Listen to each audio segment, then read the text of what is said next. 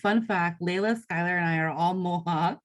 We're all from one nation, but we're not from the same family. Uh, and so we are part of, we're clans that make up this nation. And so we are, we're one part of this confederacy of nations. And so this goes back and back to like how our nations originally formed and came and joined each other. And it was through revelation and through like connection to spiritual leaders and all this kinds of like telling about how we can restore and our communities can, our nations could be tied to one another in solidarity and uphold our sovereignty and ensure safety and all kinds of things for one another. And that set down a clan structure about how we're relating to one another, a matriarchal structure that's existed for generations, thousands and thousands of years. The Haudenosaunee people have operated under this clan structure up until 1924. They had eventually petitioned the king enough and built allies that the crown agreed to have a royal commission on the misspending of the Indian Trust. That was in 1920. And before the Royal Commission could begin, the RCMP came to our community, arrested our hereditary leaders, took our wampum and our sacred items from our community, and instilled an elected band council system that's still in place today.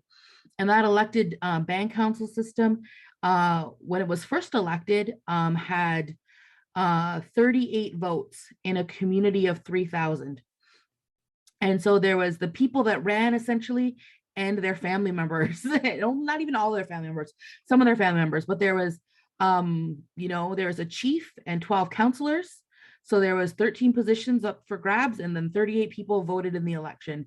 So you would assume that those same people were voting for themselves.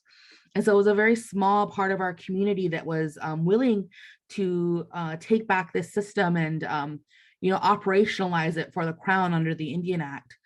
And so that's kind of the system that's been in place in our community since then. And Courtney was right on the money with, those 38 people that voted in that first election. You know what? Those numbers don't translate very much different today. The last voter turnout that we had for the elected office was 4%. That was a significant increase from the year before's 3.2%, which the band council was very happy about. But this is the level of engagement with the state process that, like for me, my family would, there would be a significant shunning that would happen if I voted in their system, because that is a system that is, robbed my parents and my grandparents of, the life and freedom that, their grandparents and great grandparents fought for to make sure that they had. And I think it's also, it's important for us to recognize that this is not just a Haudenosaunee issue. This is not just a Six Nation issue. This is the root of the issues in Wet'suwet'en right now, where hereditary chiefs who have been title holders and stewards of that land since time immemorial have made this conscious decision, this law in their own ceremonies, in their feast hall, in accordance with their traditional law that no pipeline will pass through their territory. And because of band council systems working with pipelines, working with industry, signing deals without the consent, without the approvals of hereditary chiefs, you cause this conflict. And so, as we were standing there, on the front line, hundreds of RCMP attack dogs, assault rifles pointed at you with fingers on the trigger. Like, I've never had a gun pointed at me in my life.